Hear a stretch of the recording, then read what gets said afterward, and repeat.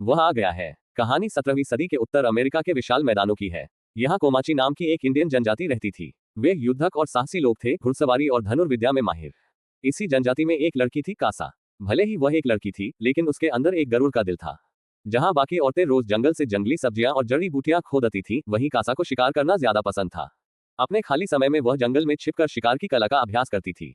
उसकी फेंकी हुई कुल्हाड़ी इतनी तेज और सटीक थी कि 100 में 100 निशाने लगते थे। एक दिन उसने जंगल में सफेद पूंछ वाले हिरण को देखा। उसका मन उत्साह से भर गया। उसने अपने कुत्ते को साथ लेकर हिरण को घेरने की योजना बनाई। लेकिन तभी आसमान में अचानक तेज गड़गड़ाहट हुई। हिरण डरकर भाग गया। कासा ने पीछा किया और ठान लिया कि आज वह ये शिकार जरूर करेगी। मौका मिलते ही उसने अपनी कुल्हाड़ी फेंकी, लेकिन निशाना थोड़ा चूक गया। जब वह वापस मुड़ी तो देखा कि उसका कुत्ता एक फंदे में फंस गया था।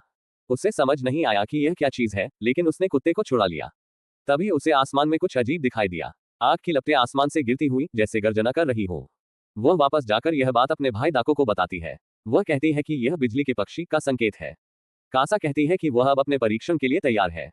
लेकिन दाको उस पर भरोसा नहीं करता, क्योंकि वे जिस चीज का सामना करने जा रहे हैं वह कोई साधारण जीव नहीं है। वह एक शिकारी है जो उनका शिकार करने आया है। जब प्रीडेटर धरती पर उतरता है, उसका जहाज लौट जाता है और उसका खुद का शिकार शुरू होता है। कासा अपने गांव लौटती है और दिन भर की मेहनत मां को सौंपती है। वह शिकार में निपुण है और मां से जड़ी बूटी की दवा बनाना भी सीखा है। लेकिन मां चाहती है कि बेटी शिकार न करे बल्कि खेती और बच्चों की परवरिश करे। पर जिद्दी कासा झुकी नहीं। तभी भाई दाको आ जाता है और मां बेटी के बीच का तनाव खत्म हो जाता है। कासा मां के लिए औषधियां इकट्ठा करने जाती है, लेकिन उसे यह काम बेहद उबाऊ लगता है। तभी खबर आती है कि जनजाति के लोग एक शेर का शिकार करने जा रहे हैं। कासा तुरंत जोश में आ जाती है। वे जंगल में शेर के निशान खोजने निकलते हैं। अचानक एक आवाज आती है और एक आदमी सतर्क हो जाता है। तभी कासा झाड़ियों से बाहर आती है। दाको तुरंत बहन के लिए सफाई देता है। कासा ठान लेती है कि वह ये शेर खुद मारेगी, मगर उसी जंगल में प्रीडेटर भी घूम रहा होता है। वे शेर के निशान और खून के धब्बे पाते हैं और एक घायल साथी को भी ढूंढ लेते हैं। घाव साफ बताते हैं कि यह शेर का हमला था। कासा जड़ी बूटी से उसका इलाज करती है। बाकी लोग स्ट्रेचर बनाते हैं। रात हो जाती है। दाको शिकार जारी रखना चाहता है, पर कासा को शक है। अगर शेर हमला करता तो आदमी को मार देता। शायद कोई और चीज थी जिसने शेर को डरा दिया। दाको परवाह नहीं करता। कासा घायल साथी को नीचे भेजती है, तभी उसे एक बिना खाल वाली सांप की लाश दिखती है। वह तुरंत सतर्क हो जाती है। बड़े पंजों के निशान बताते हैं कि यह कोई विशाल जीव है, लेकिन बाकी लोग सोचते हैं कि यह सिर्फ एक भालू है। कासा नहीं मानती, उसे डर है कि उसका भाई खतरे में है। वह वापस जंगल की ओर लौट जाती है। रास्ते में उसका साथी अचानक गायब हो जाता है। तभी दाको झाड़ियों से उसे पकड़ लेता है और कहता है कि शेर पास ही है। कासा अपनी खोज उसे बताती है, पर वह ध्यान नहीं देता।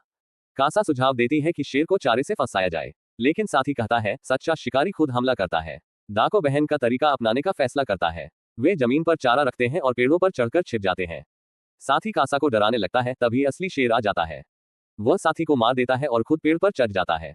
कासा भाले से उसका सामना करती है, लेकिन अंधेरे में गूंजती दहाड़ से वह गिर जाती है। जब होश आता है, वह घर पर होती है। भाई ने उसे बचाया था। थोड़ी देर बाद दाको शेर को कंधे पर उठाए लौटता है। उसे वीरता के लिए सराहा जाता है। सब उसकी तारीफ करते हैं, जिससे कासा को जलन होती है। वह कहती है कि जंगल में अभी कुछ और भी है, लेकिन कोई उसकी बात नहीं मानता। वह अकेले वापस जंगल लौटने का फैसला करती है। अगले दिन औरतें फिर जंगली सब्जियां खोदने निकलती हैं। यह देखकर कासा और ठान लेती है कि वह जीवन भर केवल बच्चों की मां नहीं बनेगी, वह असली शिकारी बनेगी। वह जंगल में प्रीडेटर के निशान ढूंढती है। एक पेड़ के तने पर उसे हरे चमकदार खून के धब्बे दिखते हैं। वह अनुमान लगाती है कि यह जीव बहुत विशाल है। इसी समय एक भेड़िया अपने शिकार का पीछा कर रहा होता है, लेकिन प्रीडेटर उस पर नजर रखे हुए है। जैसे ही भेड़िया हमला करता है, प्रीडेटर उसका शिकार छीन लेता है। भेड़िया पलटकर हमला करता है, मगर वह तुरंत मारा जाता है। प्रीडेटर उसकी खाल उतारकर सिर को ट्रॉफी बना देता है। उधर कासा अपनी कुल्हाड़ी में रस्सी बांधती है ताकि वह उसे बार बार फेंक सके और वापस खींच सके। अब उसका हथियार और भी घातक हो गया है। तभी उसके कुत्ते की भौंक सुनकर प्रीडेटर सतर्क हो जाता है और अदृश्य मोड चालू कर देता है। इसके बाद कासा को घास के मैदानों में बहुत सारी मरी हुई गायें दिखाई देती हैं। अजीब बात यह थी कि उन सब की खाल उतारी गई थी। कासा सोचने लगी क्या ये सब उसी रहस्य जंगल में आगे बढ़ती है, और अचानक उसे पेड़ के तनों पर कुछ गहरे खरोंच के निशान दिखाई देते हैं। वो उन्हें ध्यान से देखने के लिए ऊपर चढ़ने लगती है, पर तभी उसका पैर फिसलता है और वह दलदल में जा गिरती है। वह पूरी तरह फंस जाती है और खुद को बाहर निकालने की कोशिश करती है। प्रीडेटर अब पास आ चुका था। कासा अपनी कुल्हाड़ी पर बंधी रस्सी फेंककर एक पेड़ की टहनी पकड़ने की कोशिश करती है। लगभग सफल हो जाती है, लेकिन जैसे ही वह जोर लगाती है, टहनी टूट जाती है। वह और गहराई में धंसने लगती है। आखिरी कोशिश में उसने पूरी ताकत से अपनी उड़ती कुल्हाड़ी फेंकी और उसी के सहारे खुद को बाहर खींचकर बचा लिया।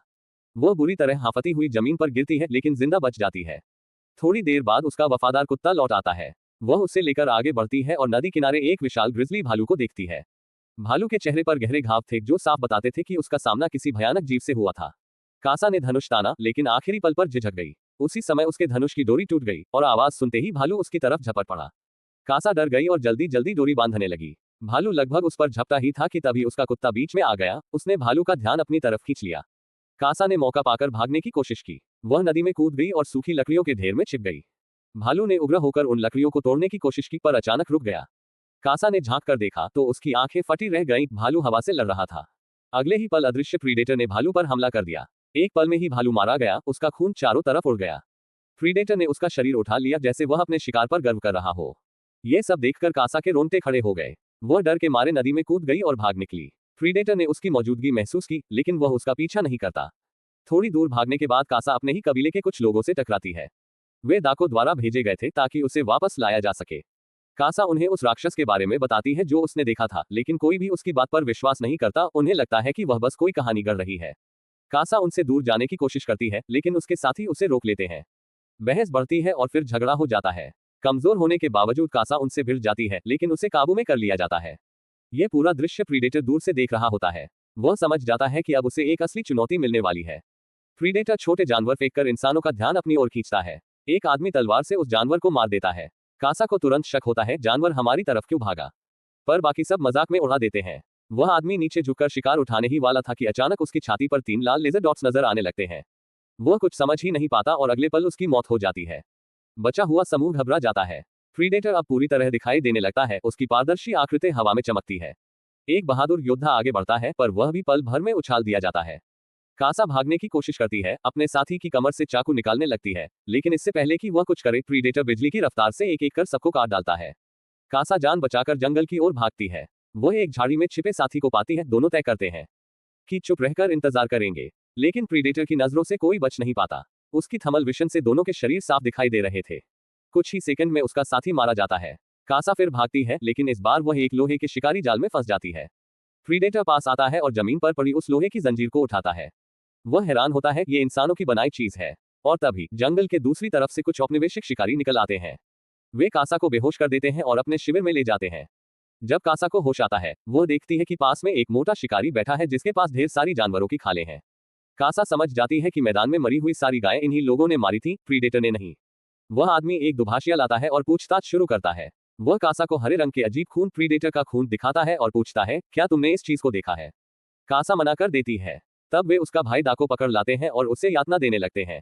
भाई को तकलीफ में देखकर कासा टूट जाती है और सब कुछ बता देती है। फिर दोनों भाई बहन को पेड़ से बांध दिया जाता है। औपनिवेशिक शिकारी उन्हें चारे की तरह इस्तेमाल करना चाहते हैं ताकि प्रीडेटर उनके जाल में फंस जाए, लेकिन उन्हें क्या पता था, प्रीडेटर पहले ही उन्हें घेर चुका था। जैसे ही वे हमला शुरू करते हैं, प्रीडेटर बिजली की गति से सबका सफाया कर देता है। हर तरफ चीखें गूंजने लगती हैं, गोलियां चलती हैं, पर किसी का निशाना नहीं लगता। ये जगह कुछ ही पलों में मौत का मैदान बन जाती है। कासा और दाको ये सब अपनी आंखों से देखते हैं। दाको घबरा जाता है, उससे लगता है कि अब सब खत्म हो गया। लेकिन कासा समझ जाती है प्रीडेटर उन्हें नहीं मार रहा, क्योंकि वह फंसे हुए या कमजोर लोगों को शिकार नहीं मानता। तभी प्रीडेटर गलती से खुद ही एक जाल में फंस जाता है। औपनिवेशिक लोग खुशी से चिल्लाते हैं, लेकिन कुछ सेकंड में ही प्रीडेटर खुद को छुड़ाकर सबको मौत के घाट उतार देता है। गोलियां, तलवारें, बम कुछ भी उसे नहीं रोक पाते। इस अफरा तफरी में कासा और उसका भाई अपने बांध काटकर भाग निकलते हैं। प्रीडेटर अपने उपकरणों में कुछ कोड डालता है और पीछे एक धमाका छोड़ जाता है। पूरा मैदान आग की लपटों में घिर जाता है।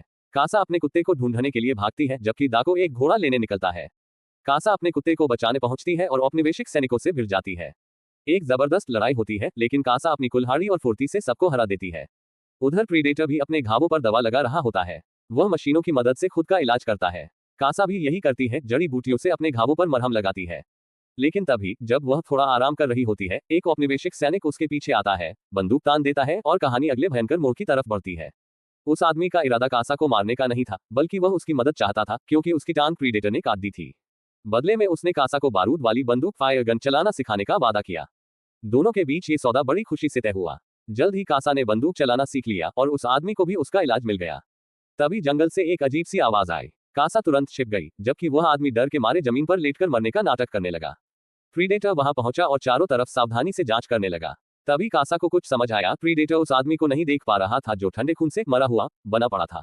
लेकिन अगले ही पल प्रीडेटर ने गलती से उसके घायल पैर पर कदम रख दिया और दर्द से वह आदमी सुअर की तरह चिल्ला उठा। प्रीडेटर ने सिर घुमा ही था कि तभी कासा का वफादार कुत्ता वहां आ धमका। प्रीडेटर ने निशाना साधा ही था कि अचानक घोड़े पर सवार दाको कासा का भाई ने पीछे से वार किया और प्रीडेटर का मुखौटा तोड़ दिया। प्रीडेटर का ध्यान अब दाको पर चला गया, जबकि कासा अपनी बंदूक तैयार करने लगी। उसने ट्रिगर दबाया लेकिन बंदूक चली ही नहीं। कासा ने झट से ध्यान भटकाने के लिए जोर से चिल्लाया। प्रीडेटर ने उसकी आवाज की तरफ देखा और उसी पल दाको ने पीछे से हमला कर दिया। लेकिन ये चोट प्रीडेटर के लिए मामूली थी। इससे पहले कि भाई बहन फिर से एक साथ वार करते, प्रीडेटर ने अपना अदृश्य मोड चालू कर दिया। अगले ही पल दाको को उसने पकड़ लिया और बेरहमी से मार डाला। मरने से पहले दाको ने अपनी आखिरी सांस तक प्रीडेटर को रोककर कासा को भागने का मौका दिया। दुखी कासा भागती हुई नदी किनारे पहुंची और अपने भाई की मौत का गम उसे तोड़ गया। कुछ देर बाद जब उसका मन थोड़ा संभला तो उसने पास ही उस मोटे औपनिवेशिक शिकारी को देखा जिसने पहले उससे पकड़वाया था। कासा ने बंदूक तानी, लेकिन अगले ही पल उसके दिमाग में एक योजना आई। उसने उसे बेहोश कर दिया, फिर प्रीडेटर के छोड़े हुए हथियार से उसका पैर काट दिया ताकि प्रीडेटर उसकी गर्मी और खून की गंध से आकर्षित हो जाए। जब वह शिकारी होश में आया तो उसने पास पड़ी बंदूक उठाई और कासा पर निशाना साधने लगा, पर उसे यह नहीं पता था कि अब प्रीडेटर उसका शिकार करने वाला है। आग की रोशनी से प्रीडेटर को वह नजर आ गया। प्रीडेटर की थमल दृष्टि ने उसे पहचान लिया और कुछ ही पलों में वह उसकी मौत बन गया। वहीं कासा ने अपने शरीर पर ठंडा कीचड़ मल लिया ताकि प्रीडेटर की थमल दृष्टि उसे न देख सके। प्रीडेटर ने मोटे शिकारी को मार दिया और उसी वक्त कासा ने पीछे से हमला किया। उसने प्रीडेटर का मुखौटा उठा लिया और वहां से भाग निकली। उसने मुखौटे को चारे की तरह इस्तेमाल किया और प्रीडेटर को अपनी जाल में फंसा लिया। जैसे ही प्रीडेटर फंसा, कासा ऊंचाई से कूदकर फिर से हमला करती है, लेकिन प्रीडेटर ने उसे पकड़कर पटक दिया। तभी उसका कुत्ता फिर से मदद के लिए आता है। कुत्ते की मदद से कासा एक बार फिर बच निकलती है। प्रीडेटर पीछा करते हुए उसकी ओर झपटता है, लेकिन इस बार कासा ने पास पड़ी युद्ध भाला उठाया और पूरी ताकत से वार किया, जिससे प्रीडेटर का हाथ कट गया। प्रीडेटर बुरी तरह घायल हो चुका था, पर फिर भी खड़ा रहा। कासा उससे दलदल की ओर खींचना चाहती थी और जब वह उसे पकड़ने आता है तो वह उसकी ही ताकत का इस्तेमाल उसके खिलाफ कर देती है। प्रीडेटर ने उसका सिर काटने की कोशिश की, लेकिन कासा ने तेजी से उसकी दांत जैसी ब्लेड निकालकर उसकी गर्दन में घोंप दी। प्रीडेटर अब कमजोर हो चुका था। कासा और उसका कुत्ता दोनों ने मिलकर उसे रस्सी से बांध दिया और दलदल में खींच लिया। प्रीडेटर डूब गया, लेकिन अभी सब खत्म नहीं हुआ था। वह आखिरी बार खड़ा हुआ और अपनी बंदूक उठाई, पर कासा को अब उसके हथियार का राज पता चल चुका था। उसका मुखौटा ही उसकी निशानेबाजी को नियंत्रित करता है। जैसे ही उसने फायर किया, उसकी अपनी ही गोलियां मुखौटे के निशाने पर जाकर उसी को लगी। प्रीडेटर वहीं गिर पड़ा, मरा हुआ। कासा ने जीत हासिल की। उसने न सिर्फ अपने भाई का बदला लिया, बल्कि यह साबित किया कि वह भी अपनी जनजाति की सच्ची योद्धा है। वह प्रीडेटर का सिर और उसका मुखौटा उठाकर गांव लौटी। पूरा कबीला उसकी बहादुरी से हैरान रह गया। यह उसकी शिकार की परीक्षा थी और उसने उसे शानदार तरीके से पूरा किया। उस पल कासा सिर्फ एक लड़की नहीं रही, वो एक दंतकथा बन चुकी थी।